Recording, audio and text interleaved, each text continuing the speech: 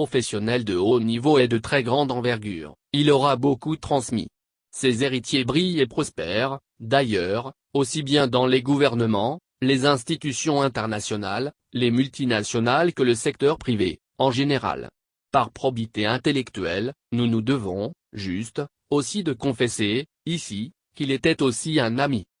Diplômé de Sciences Po, Écoffi, brillant expert comptable, il était un sujet d'élite, le premier noir à intégrer, en France, le grand cabinet Arthur Andersen, et à y gravir les échelons, pour, à son tour, recruter et former quelques éléments qui comptent, encore aujourd'hui, parmi les meilleurs du marché. Ignace Klomega a tiré sa révérence, ce 23 février 2023. Son parcours restera à jamais une source d'inspiration pour l'Afrique de l'excellence. À une époque où l'horizon paraissait hermétiquement bouché pour les Noirs dans ces multinationales, il a su crever un plafond de verre en béton armé, ouvrir la voie, et transmettre le flambeau de l'excellence à d'autres.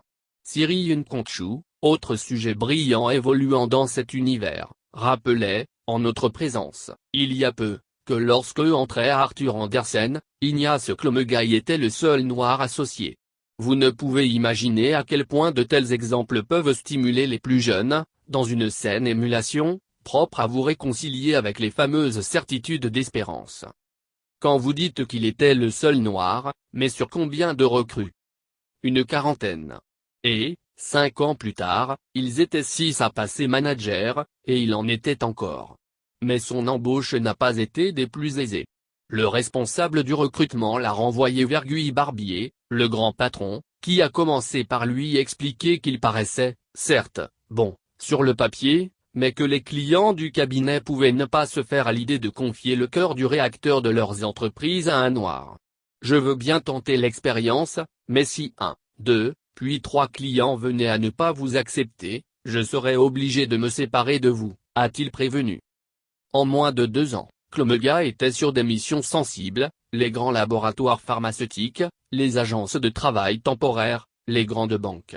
Jusqu'au jour où un directeur financier, dans une banque, s'étonne de voir Ignace Klomega débarquer à la tête d'une équipe d'une dizaine de consultants.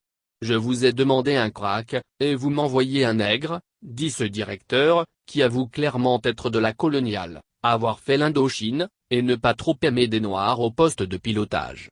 Il refuse donc d'échanger directement avec Klomega, qui fait alors transiter ses questions et demande par un de ses propres adjoints sur la mission.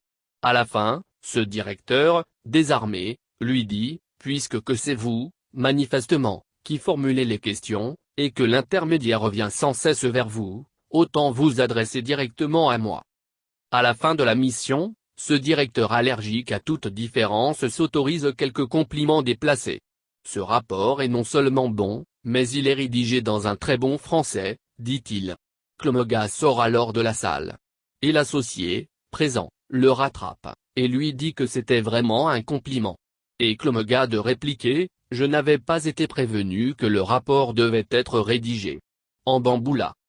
Et c'est bien à Abidjan que s'établira sa notoriété.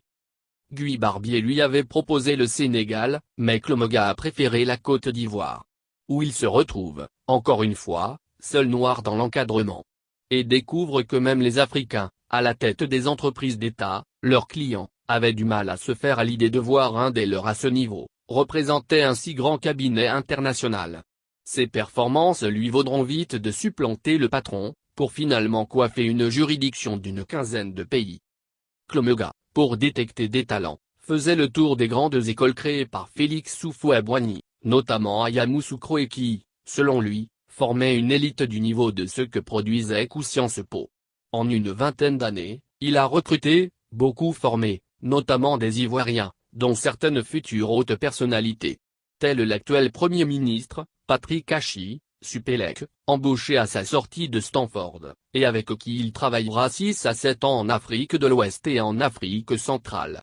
3, au moins, des ministres de l'actuel gouvernement ivoirien ont fait leur classe avec lui. Mieux, depuis la mort de Félix Houphouët-Boigny, il n'est pas un seul gouvernement dans lequel on ne compte 2 ou 3 de ses ex-poulains. D'autres, nombreux et tout aussi brillants, prospèrent dans les multinationales, le secteur privé. Ainsi de l'avocat Michel Brizouabi qui, à l'annonce de la disparition d'Ignace Lomega, s'est contenté de ces quelques mots, qui disent tout: mon premier patron. Un bâtisseur. Chronique de Jean-Baptiste Placat du 25 février 2023.